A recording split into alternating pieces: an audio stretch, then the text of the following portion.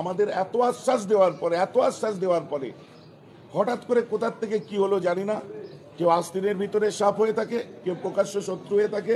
দোষারোপ করা আমাদের ওলামাদের কাজ নয়, কিন্তু এইগুলো আমরা ফেস করেছি। হাকিকাতটা বললাম। ব্রিগেড পারমিশন দেবে না, হাতে চুরি বেঁধে বসে থাকবো না। আমাদের বিভিন্ন অ্যাক্টিভিটিস থাকবে, ময়দানেই থাকবে, রাজপথেই থাকবে, আন্দোলন আমরা করব। আপনার পরিষ্কার দেখতে পাচ্ছেন, কেউ আপনার চকলেট রঙের চেয়ারে বসে বলছে, কেউ আপনার কি বলে বাচ্চা পাশে নিয়ে বলছে, কেউ এইসব দেখতে পাচ্ছেন তো। ষড়যন্ত্র কি জানি না, কেন ফিউজ করার লক্ষ্য কিসের? আর সাথে সাথে তাদেরকে বলবো, শীর্ষস্থানীয় যারা দিল্লিতে মুসলিম পার্সোনাল ল বোর্ডের মানুষেরা বসে আছে, বাংলায় যাদেরকে তারা বেছে নিয়েছে, তাদের দ্বিচারিতা আমাদের পছন্দ হয়নি। একদিন আগে হবে নি, পরের দিন হবে, কারণ তাদেরকে 3% মানুষের মধ্যেও মানে চেনে না কেউ। 3% বেশি বললাম, এদের মধ্যেও চেনে না। আর বাংলার ওলামা সমাজ বসে আছে, যাদের জন্য মানুষ আজ যাদের মুখের দিকে তাকিয়ে তাকে কখন কি বলবে। আজকে তারা যে এই ধরনের অ্যাক্টিভিটিস দিচ্ছে, মুসলিম পার্সোনাল ল বোর্ডের পক্ষ থেকে তাদেরকে শোকজ করা, ওকে দাবিও আমি রাখবো। ঠিক। কেন্দ্রীয় সরকার ওয়াকাফ সংশোধনী আইন নামে যে কালা কানুন তৈরি করেছে, তা যতক্ষণ পর্যন্ত প্রত্যাহার না হচ্ছে তার বিরুদ্ধে আন্দোলন চলবে। আজকে ফুরফুরা দরবার শরীফে, ফুরফুরা শরীফের পীর সাহেব কেবলাগণ, পীরজাদাগণ এবং বিভিন্ন মুসলিম সংগঠনের যারা পশ্চিমবাংলায় নেতৃস্থানীয়, তারা এসেছিলেন। বেলা 2টো থেকে আমরা ফুরফুরা শরীফের পীর আল্লামা ইমরান উদ্দিন সিদ্দিকী সাহেবের সভাপতিত্বে এখানে দীর্ঘ আলোচনা হয়েছে। প্রায় 3 ঘন্টা আলোচনার পরে আজকে সিদ্ধান্ত হয়েছে যে পশ্চিমবাংলার মানুষের সম্মিলিত প্রতিবাদ কলকাতার ব্রিগেড প্যারেড গ্রাউন্ডে ইনশাল্লাহ অনুষ্ঠিত হবে। যত দ্রুত সম্ভব প্রশাসনের সঙ্গে কথা বলে, দিন ধার্য করে এবং দিনের জায়গার অনুমতি নিয়ে খুব তাড়াতাড়ি তা আমরা পশ্চিমবাংলার মানুষকে ইনশাল্লাহ জানাতে পারব। এ বিষয়ে ফুরফুরা শরীফের পীরজাদাগণ এবং রাজ্যের বিভিন্ন মুসলিম সংগঠন গোটা বাংলায় তারা সক্রিয় প্রতিবাদ এবং প্রচেষ্টা চালিয়েছেন। এই প্রচেষ্টায় ফলে গোটা বাংলা খুব অল্প দিনে কলকাতার ব্রিগেড প্যারেড গ্রাউন্ড সমাবেশ সফল করার জন্যে তারা অত্যন্ত দৃঢ়তার সঙ্গে গোটা বাংলা জেগে উঠেছে। আমরা গোটা বাংলার মানুষকে জানাতে চাই, আপনারা হতাশ হবেন না। আপনারা জানেন যে ব্রিগেডে সভা করার জন্যে আমরা শেষ পর্যন্ত কলকাতার মহামান্য আদালতের দ্বারস্থও হয়েছি। আদালত এবং বর্তমান পরিস্থিতি সব কিছু মূল্যায়ন করে একটু সাময়িক পিছিয়ে তারিখটা পরিবর্তন করে পিছনের দিকে আসতে হয়েছে। তার মানে ব্রিগেড সমাবেশ হবে না এটা নয়। আমরা বাংলার সমস্ত সংগঠক ভাইদেরকে অনুরোধ করেছিলাম যে আপনারা যারা যারা কলকাতার ব্রিগেড সমাবেশে আসার জন্যে গাড়ি ভাড়া করেছিলেন, আপনারা গাড়িগুলো শুধুমাত্র ওই দিন আসতে হবে না, তাদের যে টাকা দেওয়া আছে সেটা আপনারা ফেরত নেবেন না, ব্রিগেড সমাবেশেই আর বসবেন। দ্রুত পরবর্তী দিন ধার্য হবে এবং সেই দিনে আপনারা কলকাতায় ওই গাড়িতে করেই আসবেন। আজকের যেটা আলোচনা হয়েছে যে অল ইন্ডিয়া মুসলিম পার্সোনাল ল বোর্ডের ব্যানারেই ইনশাল্লাহ ব্রিগেড সমাবেশ হবে। বাংলার সমস্ত মানুষকে নেওয়ার জন্যে, সমস্ত সংগঠনকে নেওয়ার জন্যে ফুরফুরা শরীফের দায়িত্বশীল পীর সাহেবগণ, পীরজাদাগণ তারা অত্যন্ত উদারতার সঙ্গে চাইছেন যে না, এই বৃহত্তর স্বার্থে আমরা সব ঐক্যবদ্ধভাবেই প্রচেষ্টা চালাবো। আমি অল ইন্ডিয়া মুসলিম পার্সোনাল ল বোর্ডের একজন নগণ্য সদস্য হিসাবে আমি এসে আবেদন রেখেছি। যতবার ততবারই আমার কথায় তারা সাড়া দিয়েছেন। আমি বিগত দিনেও জানিয়েছি অল ইন্ডিয়া মুসলিম পার্সোনাল ল বোর্ডের জেনারেল সেক্রেটারি মহতারাম সভাপতি এবং অন্যান্য দায়িত্বশীলদের পশ্চিমবাংলা সফরে এলে ফুরফুরা শরীফেও আসবেন এবং ফুরফুরা শরীফের পীর সাহেবদের যথাযথ মর্যাদা দেওয়ার জন্যে এই অর্গানাইজিং কমিটিতে যেমন জয়েন্ট কনভেনার হিসাবে ফুরফুরা শরীফের দায়িত্বশীল ভাইজানদেরকে সেখানে রাখা হবে। এবং আমি অল ইন্ডিয়া মুসলিম পার্সোনাল ল বোর্ডকেও জানাবো যে ফুরফুরা শরীফের থেকে প্রতিনিধি অবশ্যই অল ইন্ডিয়া মুসলিম পার্সোনাল ল বোর্ডে স্থায়ী সদস্য হিসাবে রাখতে হবে। এটাও আমি অবশ্যই জানাবো, দায়িত্ব নিয়েছি। আজকে লিখিতভাবে রেজুলেশন হয়েছে, সেই রেজুলেশন আমরা আজকে রাত্রেই দিল্লিতে পাঠিয়ে দেব ইনশাল্লাহ, এবং খুব তাড়াতাড়ি সভা সমাবেশ করার জন্য যতটা প্রস্তুতি দরকার ততটা প্রস্তুতি নেওয়া হবে। আমরা বাংলার মানুষের কাছে আপনাদের মাধ্যমে জানাতে চাই, বিভিন্ন এলাকায় সভা সমিতি যেভাবে শুরু হয়েছিল, আপনারা জানেন যে পাহেলগাঁওতে একটা ঘটনা ঘটেছে যেটা অত্যন্ত নিন্দনীয়। আমাদের ভারতবর্ষের ২৬ জন নাগরিক সেই হামলায় তারা মারা গিয়েছেন। আমরা তাদের জন্যে শোক প্রকাশ করছি, আমরা তাদের পরিজনদের প্রতিও সমবেদনা জানাচ্ছি। অল ইন্ডিয়া মুসলিম পার্সোনাল ল বোর্ড ৩ দিনের জন্য শোক জ্ঞাপন করে সমস্ত কর্মসূচি ২৩, ২৪ এবং ২৫শে এপ্রিল স্থগিত রেখেছিল, বন্ধ রেখেছিল। সেই কারণে বিভিন্ন জায়গায় সভা সমিতিও বন্ধ হয়েছে। আমরা আজকের সকলের যৌথ পরামর্শে এবং সর্বসম্মতভাবে সিদ্ধান্ত নিয়েছি যে পশ্চিমবাংলায় বন্ধ হয়ে যাওয়া সভা সমিতিগুলো আবার আমরা সমস্ত জায়গাতে ইনশাল্লাহ দ্রুত শুরু করব। যারা সভা সমিতি করছিলেন তারা আপনারা দ্রুত শুরু করুন। সভা সমিতি সর্বত্র চলবে এবং আগামী ৫ মে মহামান্য সর্বোচ্চ আদালত সুপ্রিম কোর্টে এ বিষয়ে শুনানি আছে, সেদিকেও আপনারা নজর রাখবেন। অল ইন্ডিয়া মুসলিম পার্সোনাল ল বোর্ড যেমন এই মামলায় অংশ নিয়েছে, ফুরফুরা শরীফের পীর সাহেবরাও অংশ নিয়েছেন, বিভিন্ন অন্যান্য মুসলিম সংগঠনও তারা আপিল করেছেন মহামান্য সর্বোচ্চ আদালতে। আমরা আশা করি এই দুঃসময়ে আমাদের যৌথ প্রচেষ্টার মধ্য দিয়ে আমরা এই কালো দিন, এই অন্ধকার সময় আমরা কাটাতে পারবো। আবার নতুন করে বাংলায় এবং ভারতবর্ষে সম্প্রীতি আর সৌহার্দ্যের বাতাবরণ আলো আমরা ফোটাতে পারবো, এবং আমরা আশা করছি যে এই আন্দোলন আমরা ইনশাল্লাহ কামিয়াব হব। আজকের আমাদের যিনি এই দীর্ঘ ৩ ঘন্টার সভায় সভাপতিত্ব করলেন আমাদের ভাইজান হুজুর কেবলা, আমি তাকে কিছু বলার জন্যে আপনাদের সামনে অনুরোধ করছি। উনি খুব সংক্ষেপে ২-১টা কথা দুয়া ভালোবাসামূলক পরামর্শমূলক বলছেন।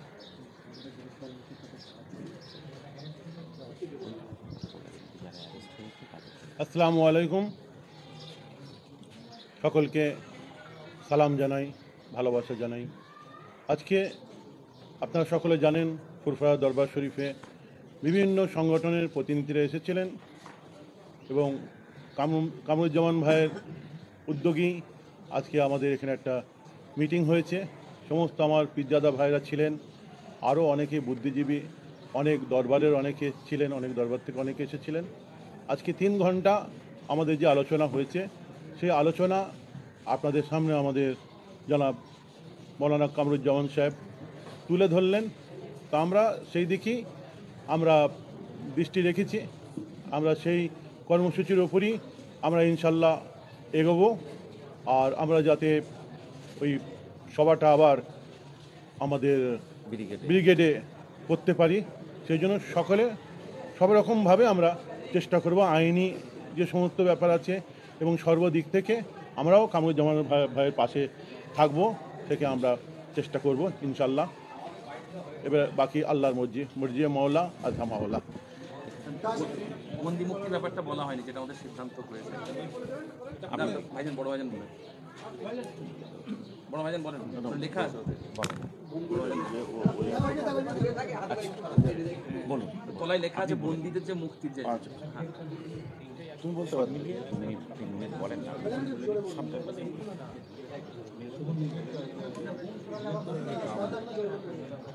মাইক্রোফোনটা আনতে পারছে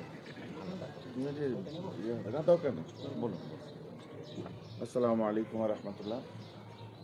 তখন আজকে আমাদের ফুরফুরা শরীফে বিভিন্ন সংগঠনের মানুষেরা, বিভিন্ন মাসলাকের মানুষেরা তারা এসেছিলেন। এসে আমাদের অকাপ যে কানুন পাস হয়েছে সেটা নিয়ে একটা আলোচনা হলো, যে আমাদের একটা সভা করার কথা ছিল ব্রিগেডে, যেটা নিয়ে বিভিন্ন প্রোপাগান্ডা আপনারা শুনছিলেন। কারো পছন্দ হচ্ছে, কারো পছন্দ হচ্ছে না, কেউ জানিয়েছে, কেউ জানায়নি। এখানে কার ছেলের মেয়ের বিয়ে হচ্ছে বা কী হচ্ছে আমি তো বুঝে উঠতে পারিনি। নতুন করে ব্যক্তিগতভাবে আমি বলি, আমার কিছু পাওয়ারও নেই, হারাবারও নেই, এনাদেরও কিছু নেই। নতুন করে আমাদের এই ঝাঁপিয়ে পড়ার কারণ কি? আর আমার কোনো রাজনৈতিক ভবিষ্যৎও নেই যে আমার আগামীতে ব্রিগেড মাথায় রেখে আমি কোনো ব্রিগেডে যাব কি যাব না, এসব ব্যাপারও আমার নেই। আজ আমরা যেটা দেখতে পেলাম অত্যন্ত বেদনাদায়ক ব্যাপার, যে এত বড় একটা ঘটনা ঘটে গেল ভারতবর্ষের মাটিতে, কালা কানুন পাস হলো, যেটা বাবা সাহেব আম্বেদকরের রচিত সংবিধানকে ছেড়ছাড় করা হলো।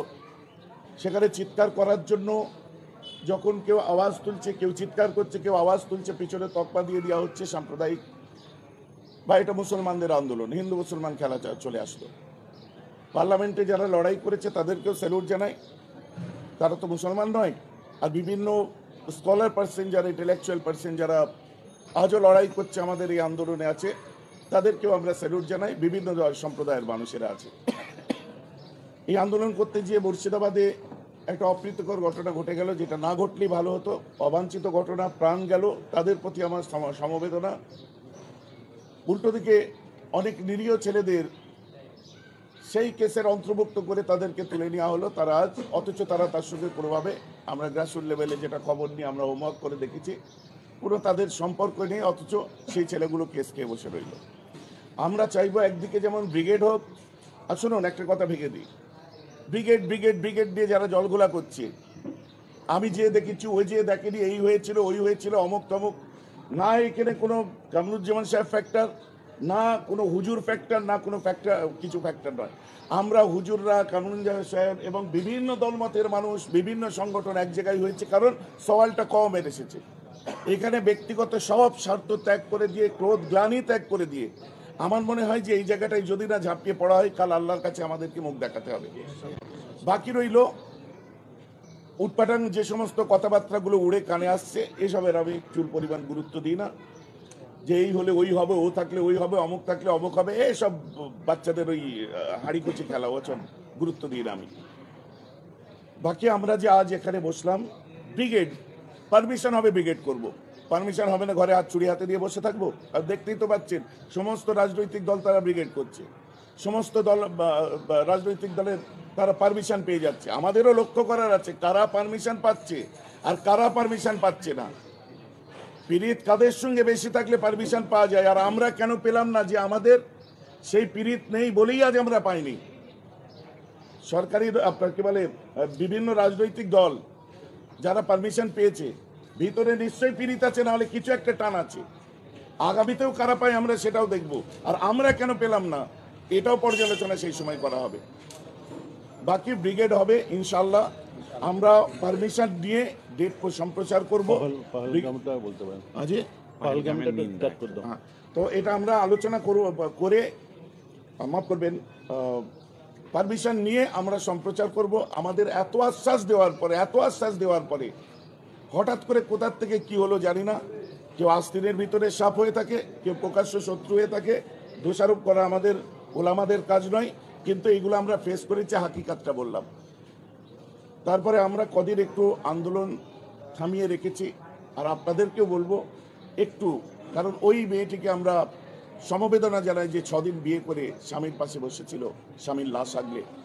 এই যে 25 জন, আমি আগেও বলেছি যে এদের জন্য সিনা পেতে দিতে গেলে এই রাজনৈতিক ব্যবসায়ীরাও দেবে না, সেই আমার মতো মেয়েরা বাগিয়ে আসবে। আমি সৈয়দ আজমাল হোসেন, তাকেও আমার শ্রদ্ধা জানাই, তার ফ্যামিলির প্রতি সমবেদনা। আমার ঝন্টু শেখ নদিয়ার, তার প্রতি আমার, তার শাহাদাতকে আল্লাহ কবুল করুক। সাথে সাথে এই যা পাহেলগামে আমার যত ভাইয়েরা চলে গেল, প্রত্যেকের সাথে, এটা ইসলাম নয়, এটা ইসলামের রীতিনীতি নয়, এটাই হচ্ছে আসলে হচ্ছে ওই টেররিস্টদের কাজ। এই টেররিস্টদেরকে আমরা কন্ডেম করি, নিন্দা করি এই অ্যাক্টিভিটিকে। আর যারা চলে গেছে তাদের প্রতি সমবেদনা। আর আগামী আমাদের অ্যাক্টিভিটিস আবার আরম্ভ হতে চলেছে। বিভিন্ন সাংগঠনিকভাবে আমাদের যেসব সমাজ সমিতি যে যার করি আমরা করব। সাথে সাথে আমাদের ব্রিগেড লক্ষ্য রেখে এগোচ্ছি। পারমিশন পাবো আপনাদের জানাবো।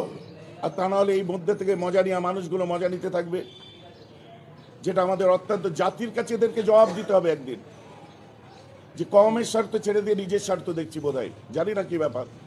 তো কাল আগামী দিনে আমরা পারমিশন পাবো, আগিয়ে যাব। ব্রিগেড পারমিশন দেবে না, হাতে চুরি বেঁধে বসে থাকবো না। আমাদের বিভিন্ন অ্যাক্টিভিটিস থাকবে, ময়দানেই থাকবে, রাজপথেই থাকবে, আন্দোলন আমরা করব। আপনার পরিষ্কার দেখতে পাচ্ছেন, কেউ আপনার চকলেট রঙের চেয়ারে বসে বলছে, কেউ আপনার কি বলে বাচ্চা পাশে নিয়ে বলছে, কেউ এইসব দেখতে পাচ্ছেন তো, ষড়যন্ত্র কি জানি না। কেন ফিউজ করার লক্ষ্য কিসের? আর সাথে সাথে তাদেরকে বলবো, শীর্ষস্থানীয় যারা দিল্লিতে মুসলিম পার্সোনাল ল বোর্ডের মানুষেরা বসে আছে, বাংলায় যাদেরকে তারা বেছে নিয়েছে, তাদের দ্বিচারিতা আমাদের পছন্দ হয়নি। একদিন আগে হবে নি, পরের দিন হবে, কারণ তাদেরকে 3% মানুষের মধ্যেও মানে চেনে না কেউ। 3% বেশি বললাম, এদের মধ্যেও চেনে না। আর বাংলার ওলামা সমাজ বসে আছে, যাদের জন্য মানুষ আজ যাদের মুখের দিকে তাকিয়ে তাকে কখন কি বলবে। আজকে তারা যে এই ধরনের অ্যাক্টিভিটিস দিচ্ছে, মুসলিম পার্সোনাল ল বোর্ডের পক্ষ থেকে তাদেরকে শোকজ করা, ওকে দাবিও আমি রাখবো। ঠিক।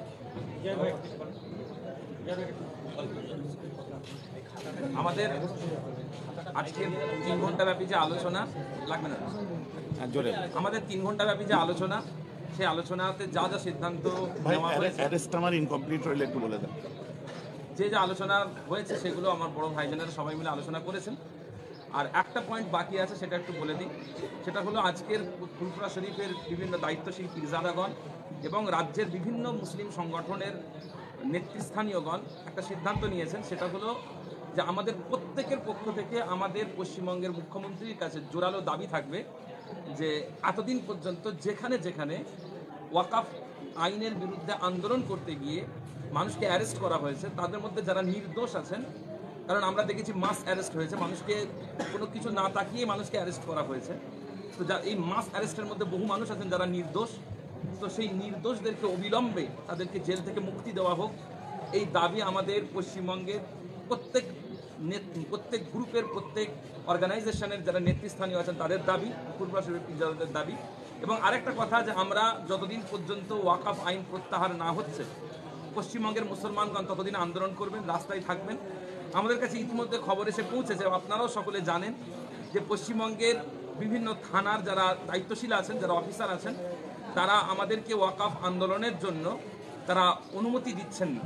আজকে এখান থেকে আমরা সিদ্ধান্ত নিয়েছি যে এটাও আমাদের জোর দাবি থাকবে পশ্চিমবঙ্গের পুলিশ মন্ত্রীর কাছে এবং পশ্চিমবঙ্গের প্রত্যেকটা থানার দায়িত্বশীলের কাছে, যে আমরা শান্তিপ্রিয় মুসলমান, শান্তির সাথে গণতান্ত্রিক পদ্ধতিতে আন্দোলন করতে গেলে যতটুকু যা প্রয়োজন আমরা ততটুকুই করছি।